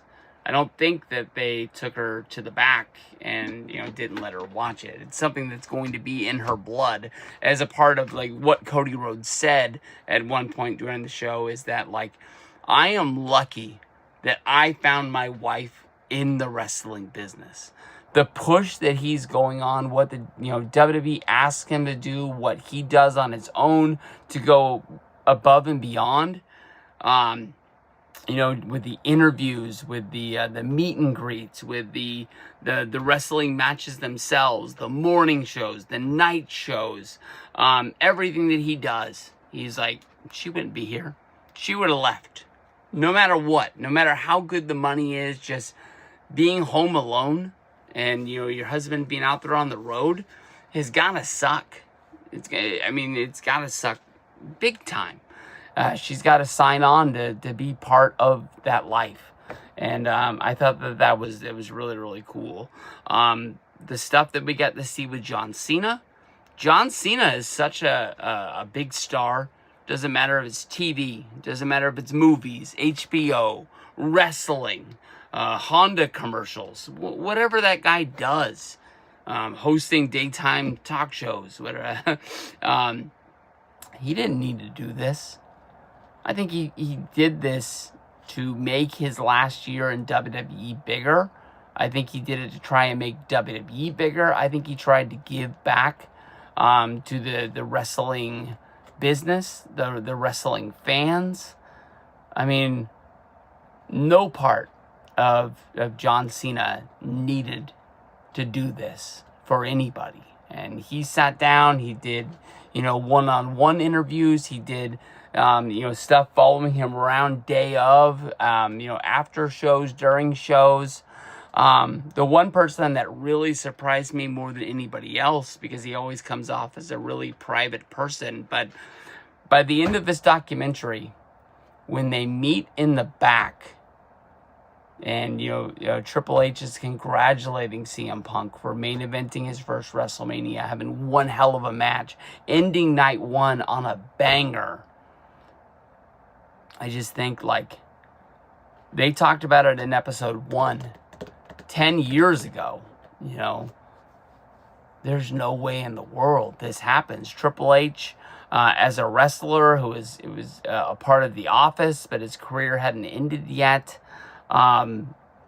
He's trying to do the best for the company, but he's also protecting his spot. These guys couldn't even be in the same room together. And I don't know. I really feel like CM Punk is a changed man. I know that sounds stupid. In episode 1, when I was reviewing it, I felt like that guy that got fired from AEW still has to be inside of him. And maybe one day he doesn't get this or he doesn't get that. As stupid as it sounds, maybe they don't put only green M&Ms in the locker room for him. I mean, I really felt like anything could put him over the edge. I think by seeing him cry before he goes out to WrestleMania to wrestle in his first main event, like, that was big. And I talked about it with Hulk Hogan, talking about when I went to my first, match, seeing him wrestle Earthquake and him come out and him point to the crowd. I felt like he was pointing at me. When CM Punk was breaking down, as stupid as it sounds, I felt like he was breaking down for me, because I was in those stands watching him at WrestleMania 41. And I think he was feeling the anticipation and maybe the doubt, maybe the fear of screwing up, maybe not living up to the moment, something like that. Like, and I was out there just like, this is awesome. I had my doubts going to WrestleMania. I was listening to the boo birds and the complainers that you were saying that, WrestleMania 41 was going to be a WrestleMania 27, yet once again, maybe it was a bridge to the next one for WrestleMania 42, because people were saying The Rock wasn't going to be there, but maybe The Rock will come next year, and this is only going to build to that, to make that Mania be bigger and better than anything else. And You know, you had those doubts like, oh shoot, did I pick the wrong one? Am I going to have to spend this money all over again to, go out on my last WrestleMania being a great one? But, we saw Punk at home. We saw Punk with Larry. That was great. Episode 3 might have been a little bit of a downer. I really didn't like how they went back in time to sort of like... they were building a storyline with the men, and then episode 3 comes where they pretty much put 90% of the women's things. There was Rhea Ripley in episode 1. We don't see anybody again, and then we just bring in Chelsea Green, we bring in Bianca Belair. We put her into episode 3, and then we don't see them again until episode 5 when we're going through the WrestleMania matches, and it sucked. I was really fearing it when I was watching episode 3. Chelsea Green has that moment where she invites all of her friends and family to the show. I believe it was for Elimination Chamber, and she's not booked on the card, and she has to break that to her friends and family that she's not going to be used. She's not going to be wrestling. And then WrestleMania 41 comes. Sees the WWE United States champion still, that she wins in episode 3, and she's not used on the shows. I don't remember if she was on SmackDown. I apologize. I don't think she was on Monday Night Raw. The only chance that I got to see her was that I went to the Major Wrestling Figure podcast with her husband, Matt Cardona, who she was the final guest of the night, coming out there. And I thought that was a really, really cool moment. But, we don't get to see her realize, like, oh, I'm not going to be on WrestleMania, and get that kind of like heartbreak yet. Once again, they set us up for it. I don't know if it's sitting there on the cutting room floor and it was filmed, but as much as I wasn't looking forward to it, I thought that it was coming, and we never got to see it. It was almost like every woman's storyline from this was stuck in episode 3 and then never brought up again, other than just showing us the Io Sky Bianca versus Rhea match. So I'm not saying we need to go total Bellas and give them their own reality show following them on the road, which wouldn't be bad. I like Total Divas. I watched like the first 2 seasons weekly, but just find a way to figure them into the actual documentary as it's going along. The Rock definitely was the biggest heel in this entire show, not being a wrestling character, but as a person who showed up at WWE, he truly looks like a true outsider. Yes, he works for the company. Yes, he is on the board. Yes, someone asked him to come in and try and boost sales for Toronto is the storyline that they're running with. But him coming and just throwing his own idea on the table, like he's a part of the booking committee of, having Kevin Owens beat Cody Rhodes for the championship, which would have completely taken Cody Rhodes out of the WrestleMania 41 picture for Owens to fight against John Cena. It just doesn't make any sense. That's just the God honest way to put it. It just does not make any sense. It was cool to see a little bit of Jey Uso, especially when I think it was in episode 2. He's getting told he's getting this major push, but yet the arena security doesn't even know who he is to let him into the parking lot to park his car so he can go to work that day, and then get built up to actually beating Gunther at WrestleMania. I felt like that was a little bit kind of rushed in the storyline. It was almost like Jey Uso didn't fit this whole deal. It was cool to see the little bit that we did get, but I honestly wish that we would have got a bit more. Xavier Woods, his 5 minutes that he got talking about the New Day, surprised that got left in there. But But I think more than anything else, Triple H was the MVP of this documentary. Breaking down the walls, pulling back the curtain, and letting this crew, I'm guessing it's Peyton Manning's team, that does quarterback, that did receiver. I think they did starting 5. But just to listen to the idea or have the idea of letting this go on. As a wrestling fan, there's been times I've been more of a fan of the wrestling business than the wrestling shows that I've been watching. Following along to like watching old shoot interviews, to listening to the podcast interviews, to listening to podcast guys talk about the wrestling business itself and kind of try to break down, what goes on, to booking the territory. The Bruce Pritchard show, which I think is done other than the name. I think JBL is just taking it over. I wasn't listening to it continuously.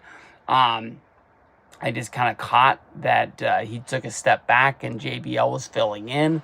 I thought that Bruce was going to come back, but maybe Bruce's job is so big in WWE that he just doesn't have time to do the show anymore. And that's missed. I mean, 2016, my life got turned upside down. I started going to the gym a lot. And the podcast had been going on. People thought it was great. But those early Something to Wrestle With were like 3. In my mind, some of them might even have been 4-hour shows. And I just didn't know how I was going to listen to them. And once I, started going to the gym and listening to them, they were freaking awesome. And I think that honestly, one day, Bruce Pritchard will get his flowers that he hasn't already got, about how much he has done for the wrestling business, how much he has done for WWF, how great that is, and how many, ideas were really his and how much were other people's. I just thought this was a really, really cool thing. And as a wrestling fan, I desperately want more of this. I thought this was really, really cool. So WWE Unreal Season 1, I think might be one of the best wrestling docs that we've ever seen in the history of wrestling. All together.